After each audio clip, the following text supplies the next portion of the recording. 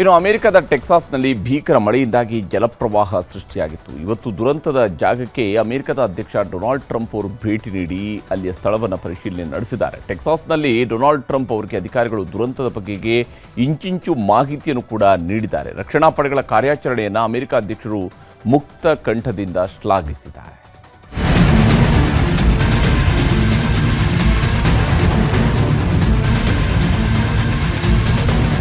July 4ರಂದು ಅಮೆರಿಕದ Texas ರಾಜ್ಯದ ಕೆರ್ county ಭಾಗದಲ್ಲಿ ಭೀಕರ ಜಲಪ್ರವಾಹ ಸೃಷ್ಟಿಯಾಗಿತ್ತು.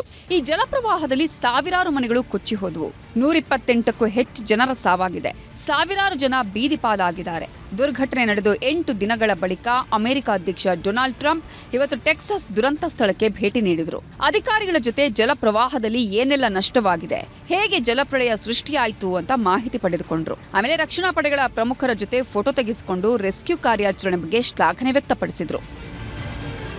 Single Coast Guard rescue crew saved an incredible 169 children at Camp Mystic. 169.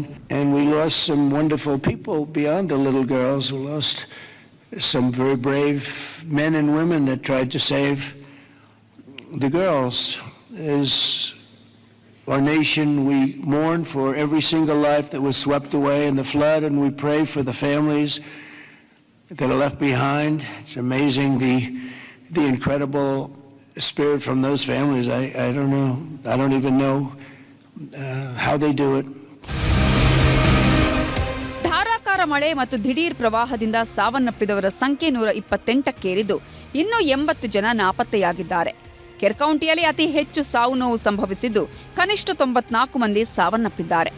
8 ದಿನಗಳಿಂದ ಶೋಧ ಮತ್ತು ರಕ್ಷಣಾ ಕಾರ್ಯ ಮುಂದುವರೆದಿದೆ.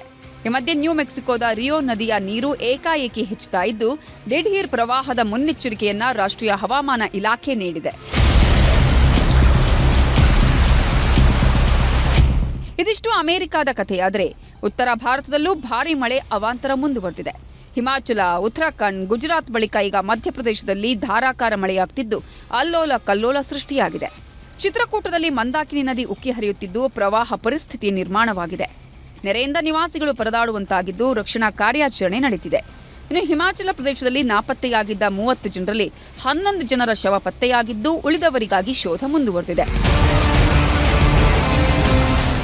ಕರ್ನಾಟಕದಲ್ಲೂ ಇವತ್ತಿನಿಂದ ಮಳೆ ಅಲರ್ಟ್ ಕೊಟ್ಟಿದೆ ಹವಾಮಾನ ಇಲಾಖೆ. ಕರಾವಳಿ, ಕರ್ನಾಟಕ, ಮಲೆನಾಡು ಭಾಗದ ಜಿಲ್ಲೆಗಳಿಗೆ ಯೆಲ್ಲೋ ಅಲರ್ಟ್ ನೀಡಿದೆ. ಜುಲೈ 17ರವರೆಗೂ ಮಳೆ ಮುಂದುವರಿಯಲಿದೆ. Bureau report, news 18.